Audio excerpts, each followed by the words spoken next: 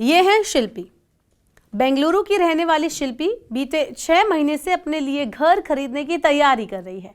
इसके लिए वो जहां हर वीकेंड मकान की तलाश में निकल जाती हैं, वहीं उन्हें डाउन पेमेंट के लिए सेविंग जुटानी भी शुरू कर दी है।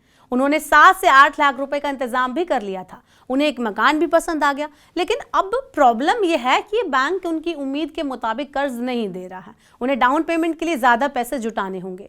दरअसल शिल्पी अकेली नहीं है, देश में हजारों घर खरीदार हैं जिन्हें रिजर्व बैंक का होम लोन से जुड़ा नियम पता ही नहीं होता, जिसके कारण उन्हें या तो कुछ समय के लिए अपने घर के सपने को टालना पड़ता है या फिर पर्सनल लोन जैसा महंगा कर्ज लेने पर मजबूर होना पड़ता है। बैंक से कितना लोन मिल सकता है और डाउन पेमेंट के लिए कितने पैसों का इंतजाम करना होगा, ये लोन के LTV रेशियो यानी लोन टू वैल्यू रेशियो पर निर्भर करता है। रिजर्व बैंक ने इसके लिए खास नियम तय किया है। ऐसे में अगर आप भी घर खरीदना चाहते हैं तो इससे पहले आपको ये जानना होगा कि क्या होता है LTV रेशियो और ये कैसे तय होता है। तो पहले RBI की गाइडलाइंस जान लेते हैं।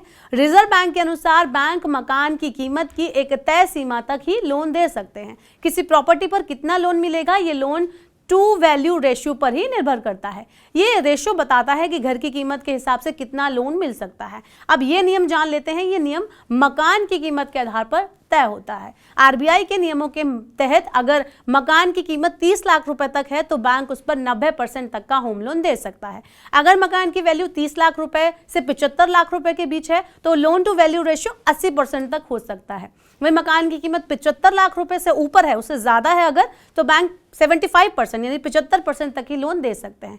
चलिए अब अधिकतम लोन की स्थिति का उदाहरण लेते हैं, यानी कि मैं आपको बताती हूँ कि अधिकतम लोन की क्या सिचुएशंस होती हैं। तो अगर आप 50 लाख रुपए का लोन लेते हैं तो आपको रिजर्व बैंक के नियम के अनुसार 80% तक loan to value ratio offer होता है।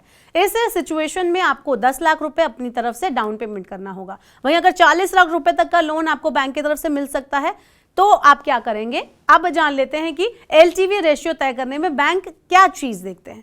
तो रिजर्व बैंक ने सिर्फ अधिकतम लिमिट तय की है। बैंक आपको कितना लोन देगा ये आपकी सैलरी, क्रेडिट स्कोर पर ही निर्भर करता है। जरूरी नहीं है कि 30 लाख रुपए तक के मकान के लिए आपको 90% तक का लोन मिल जाए। अगर आपका क्रेडिट स्कोर कम है या फिर आपके सिर पर पहले से ही लोन है या फिर आपकी उम्र ज्यादा है तो बैंक आपको 70 से 80% तक के लोन की पेशकश भी कर सकता है। तो ये तो हुई LTV की बात। लेकिन अगर ग्राहक LTV से ज्यादा डाउन पेमेंट की पेशकश करता है तो बैंक ऐसे ग्राहकों को तरजीह देते हैं, यानी कि प्रायोरिटी देते हैं। यानी अगर 30 लाख रुपए की प्रॉपर्टी पर आपको 90% तक के लोन मिल सकते हैं, लेकिन अगर आप सिर्फ 70 से 80% तक ही लोन लें, बाकी डाउन पेमेंट को राजी हो जाएं, तो बैंक कुछ आसान शर्तों पर आपको लोन की पेशकश कर सकता है। Tax and investment expert Balwant Jain ji कहते हैं कि होम लोन के मामले में प्रॉपर्टी की एग्रीमेंट टू सेल में दर्ज वैल्यू मायने नहीं रखती। बैंक अपने वैल्यूअर से मकान की कीमत का आकलन कराएगा और दोनों में से जो वैल्यू कम होगी उसी के आधार पर लोन पर विचार करेगा।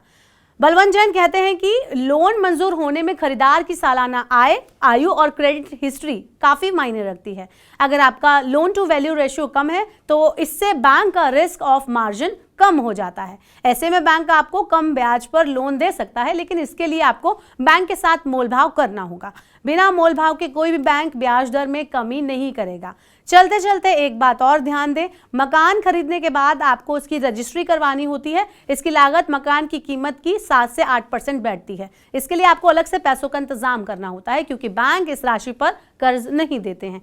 इस तरह से अगर आप डाउन पेमेंट की राशि और अन्य खर्चों का इंतजाम कर लेते हैं तो आप जहां आसानी से अपना सपना पूरा कर सकते हैं, वहीं आप ज्यादा आर्थिक बोझ नहीं उठाएंगे और इसमें भी आपको थोड़ा सा आर्थिक रूप से मदद मिलेगी।